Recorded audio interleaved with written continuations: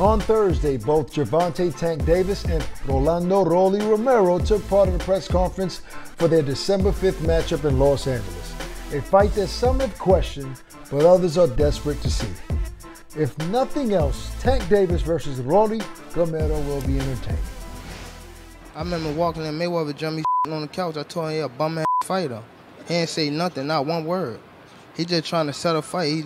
He's scared, man. He's a clown. He's a chump. I'm going to show him he a chump December the 5th. I mean, he got a big head. It's going to be kind of hard to miss. I mean, he gets hit by every single opponent. I mean, Lil Santa Cruz was beating the him until, I mean, Los was the same punch 3 times in a row. First, like 6-7 rounds, Barrios was beating the out of him, too. He get punched by everybody. He literally get punched by everybody. He getting beat by 126-pounders. It's cool to on bullets. How you going to defend yourself when them bullets coming back? That's my say. There you go. Now, Barack, I enjoy this press conference because Rolly is, I guess it's funny to watch him speak sometimes. I really don't always understand what he's saying, but it's entertaining. And I like Tank's energy, man. He's about business.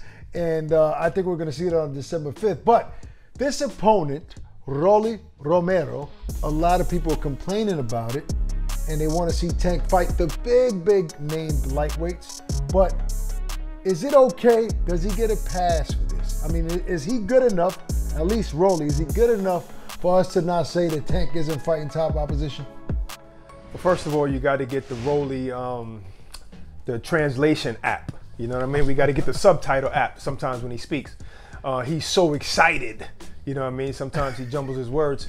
But, and plus this is a big stage. You know, this is a big stage for him. But do I say he gets a pass? It seems that way.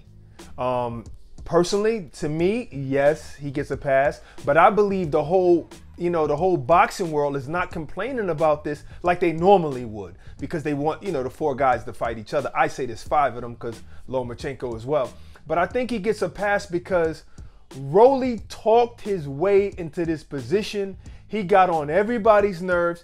He's the guy you love to hate. He plays it very, very well. He knows what he's doing, and that's why he gets a pass. We want to see this guy fight Tank because Tank can possibly put him to sleep. Hey, Barack, do you think that there's a possibility that maybe Floyd had a conversation with Rolly and maybe other people and encouraged him to have this type of energy towards this fight? Because let's be honest, remember when Floyd said, we got guys on our stable? We all knew that he really doesn't have top level guys that can face Tank Davis and be competitive. Everybody right away went straight to Rolly because he's the only guy on the Mayweather roster that some people know in the boxing world. So then we had to add to that and make him talk smack. Make him be disrespectful so the people can accept it the way we're accepting it now. Now, don't get me wrong. I want to be at that fight front center. I want to see it. I think it's exciting for boxing.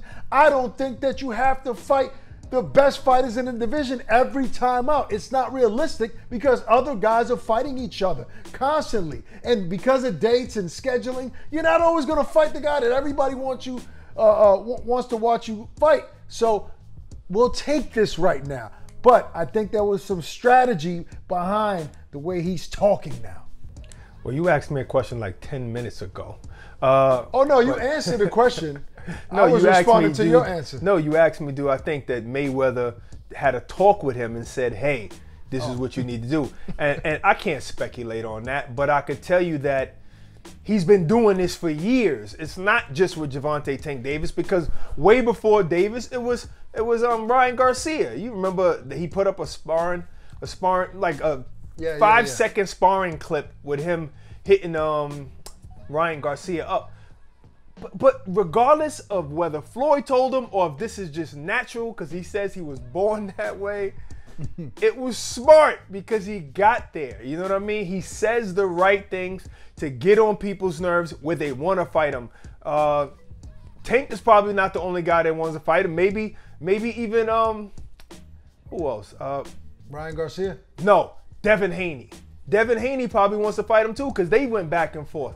But I think this is great. I think this is great for the sport because, listen, at the end of the day, he might not be the most skillful guy out there, but he's a big guy, way bigger than Tank, and he hits extremely hard.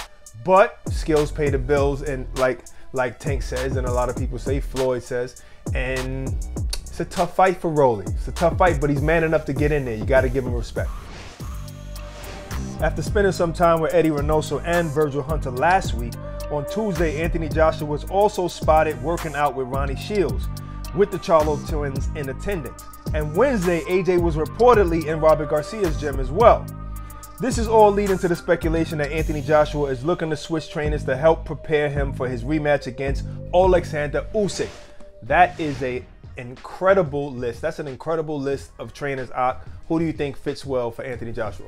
Well, first thing I like to say is it must be nice to be that big of a star where you could just do a tour and every trainer is going to be waiting for you with open arms to prove themselves that they're worthy enough to train you or that they'll gel well with you. So right. AJ's that big of a star where nobody's going to turn him down as being his trainer. Now, as far as gelling and meshing well, Barack, I haven't seen enough footage out there to see how they're doing pad works, their interactions, because AJ's been quiet about it. He hasn't really posted anything. Anything you see is, anything we've seen on social media is because other people have posted it. So I haven't seen enough to see how he actually gels. Now, I can make an assumption.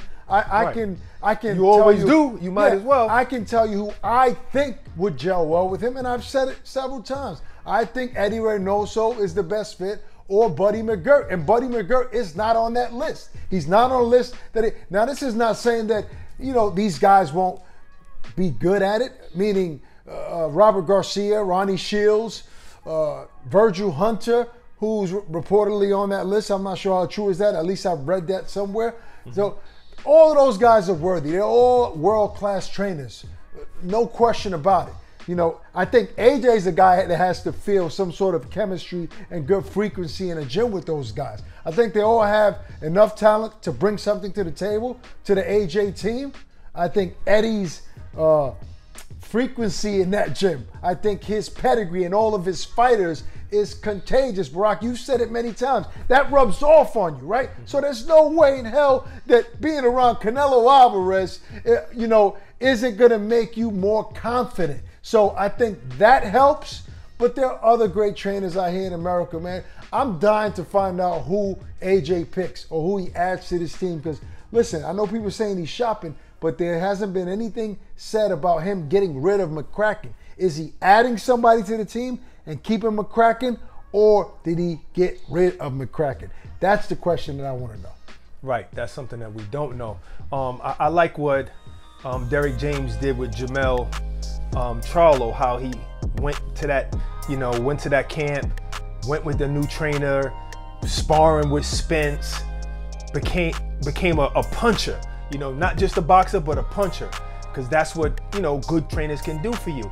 And I feel like and same thing with Jamel Herring. He went to that Bud Crawford camp, became a better fighter.